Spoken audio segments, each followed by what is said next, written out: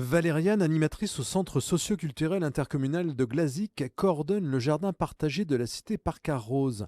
100 logements Habitat 29 et 5 jardiniers, on peut encore, moyennant 8 euros de cotisation annuelle, cultiver sa parcelle de 12 mètres carrés. Au départ, on avait fixé l'accès au jardin à 10 personnes. Il y a aussi possibilité d'agrandir sous couvert d'une négociation avec Habitat 29, vu que le terrain leur appartient. S'il y a beaucoup de locataires qui souhaitent jardiner et que la surface est trop petite, voilà, on peut être amené à accueillir plus de jardins. Comment et quand semer, planter, tailler, quelle est cette essence? Pas besoin d'être un jardinier aguerri, on peut se former sur le terrain, mais attention, c'est du boulot. André guide les premiers pas des autres habitants. Ça passe le temps, je suis en retraite en plus, non? Puis on discute, puis on ramasse des légumes aussi, hein, parce que autrement ce serait pas marrant. Moi je suis ancien paysan, non? Oui, certains, pas beaucoup même, presque tous. Hein. À part moi, oui. Ils apprennent tout, oui, moi. Il n'y a que des femmes, hein, je suis tout seul. Oui, au lieu de rester devant la télé, oui, c'est super. Très bien, même pour le moral. Certains psychologues développent l'ortithérapie car cette activité donne du sens à l'existence et soigne les maux de l'âme.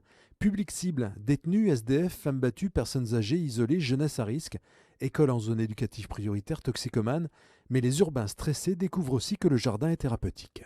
C'est vraiment un espace prétexte à la rencontre avant tout. Aujourd'hui, on vit beaucoup seul chez soi, on tisse peu de liens, de plus en plus d'individualisme. Ce genre de lieu collectif et partagé, on peut échanger, on peut faire, on peut travailler la terre, on peut faire ensemble en fait. D'où l'intérêt de la parcelle collective, c'est vraiment de penser un projet, de penser un espace à plusieurs et de le transformer, de lui donner de l'énergie, de l'amour, des graines. Ça permet aux habitants de réduire leurs coûts au niveau de l'alimentation, de découvrir des nouvelles recettes, des nouveaux produits. Et puis l'impact que ça a sur le quartier aussi est positif. Les jeunes passent, regardent, il y a des gens extérieurs qui viennent voir ce qu'on fait, qui des fois filent un coup de main. C'est vraiment le lieu prétexte en bas de chez soi pour rencontrer, discuter, voir du monde. Il y a eu une très bonne synergie l'été dernier autour du lieu, entre les ados et les jardiniers.